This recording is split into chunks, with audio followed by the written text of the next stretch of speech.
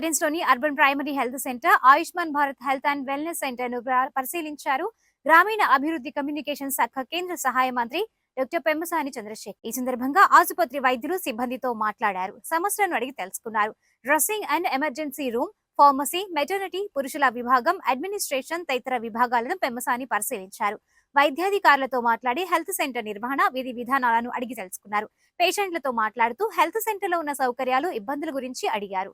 అనంతరం పెమ్మసానితో వైద్యులు మాట్లాడుతూ రాత్రి వేళల్లో పలువురు ఆగంతకులు ప్రైమరీ హెల్త్ సెంటర్ ప్రాంగణంలోకి గంజాయి మత్తులో వస్తున్నారని చెప్పారు.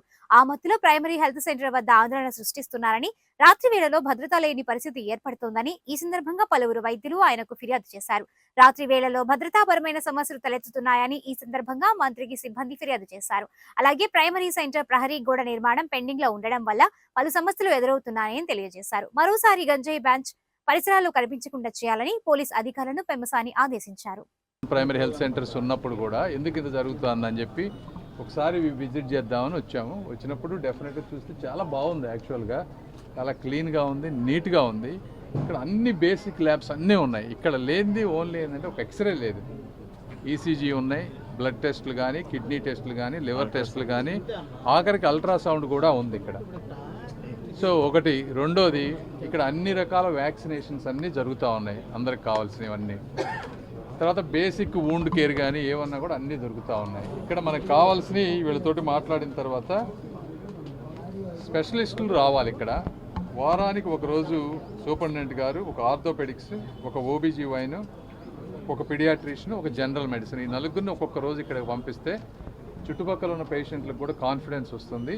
రెండోది, ఇక్కడ డిజిటల్ ఎక్స్రే మిషన్ ఒకటి ఏ విధంగా తీసుకురావాలి. ఈ ఒక్క అర్బన్ సెంటర్లో కాదు, అన్ని అర్బన్ సెంటర్లో ఎక్స్రే మిషన్స్ తక్కువ ఉన్నాయి కాబట్టి వాటిని ఏ విధంగా తీసుకురావాలి.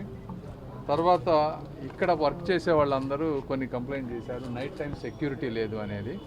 సో దాన్ని కొంచెం సెంట్రల్ గవర్నమెంట్లో night time both security plus watchman రెండింటికి ఉపయోగపడే విధంగా ఏమైనా రిక్రూట్ చేయగలమా అని అది నేను టేకప్ చేస్తాను సెంట్రల్ గవర్నమెంట్ నుంచి. అది ఇక్కడ కాంపౌండ్ వాళ్ళు ఇట్లా చిన్న చిన్న ఇష్యూస్ ఉన్నాయి. కాంట్రాక్టర్ గారికి ఆల్రెడీ అలాట్ అయింది, అది ఇంకా స్టార్ట్ అవ్వలేదు. ఆయన 15 రోజుల్లో కంప్లీట్ చేసి ఇస్తానని హామీ ఇచ్చారు మాకు. సో అవి ఇట్లా చిన్న చిన్న అన్నీ చేసుకుంటూ వస్తూ ఉన్నాం.